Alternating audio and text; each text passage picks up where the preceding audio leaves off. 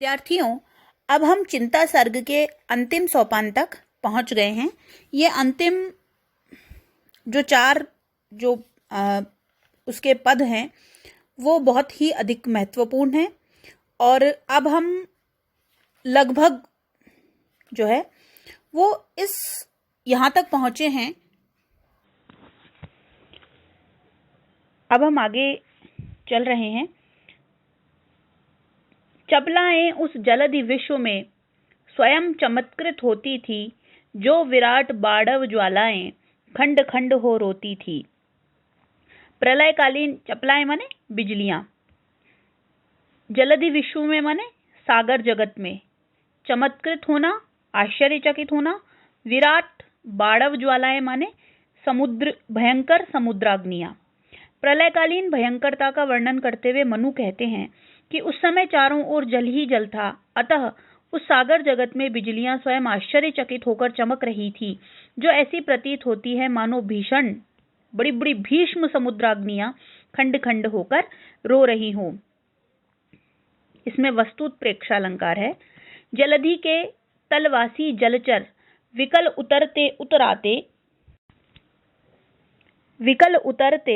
उतराते हुआ विलोड़ित ग्रह तब प्राणी कौन कहाँ कब सुख पाते।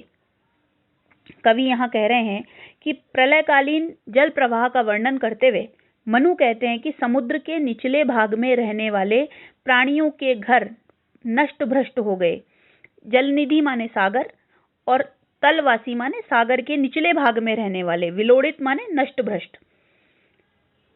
समुद्र के निचले भाग में रहने वाले प्राणियों के घर नष्ट भ्रष्ट हो गए, अतः वे बार बार निकलकर व्याकुल होकर ऊपर तैर रहे थे। जब उनका घर ही नष्ट हो गया तो उन्हें सुख किस प्रकार से मिलता, क्योंकि कोई भी व्यक्ति घर विहीन होकर सुख प्राप्त नहीं कर सकता। घनीभूत हो पवन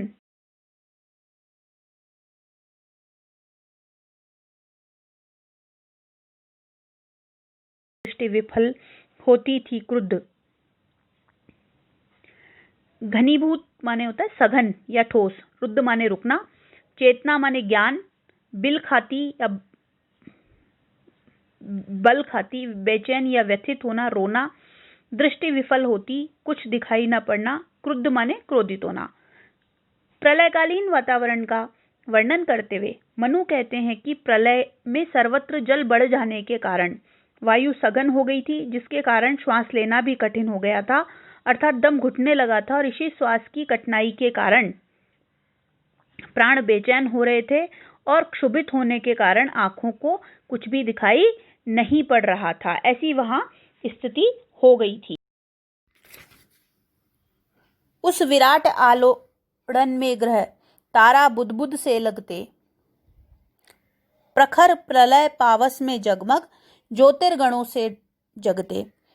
विराट आलोड़न माने विशाल समुद्र मंथन, बुदबुद माने बुलबुले, प्रखर माने सशक्त, प्रलय पावस माने भयंकर विनाशकारिणी वर्षा, ज्योतिर्गणों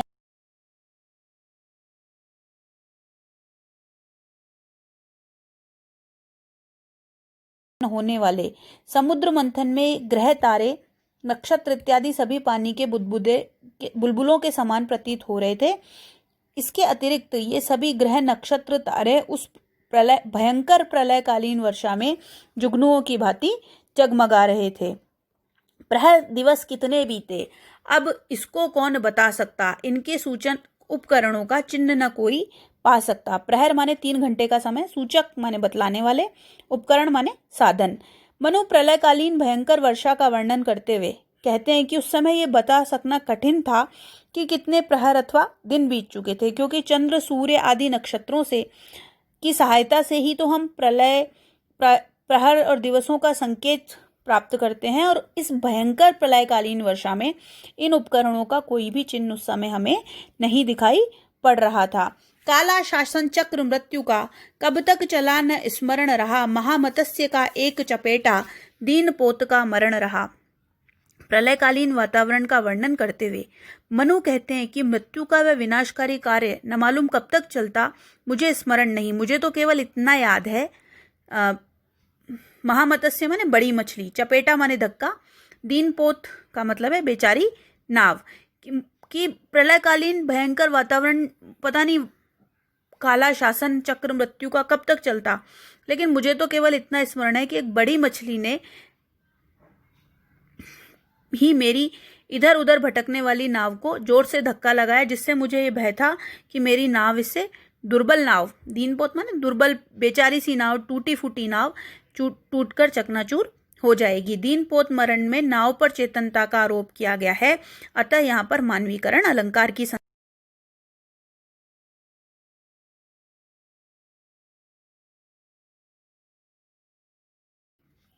चोटी। देव सृष्टि का ध्वंस अचानक, देव सृष्टि का ध्वंस माने देव जाति का विनाश, अचानक श्वास लगा लेने फिर से।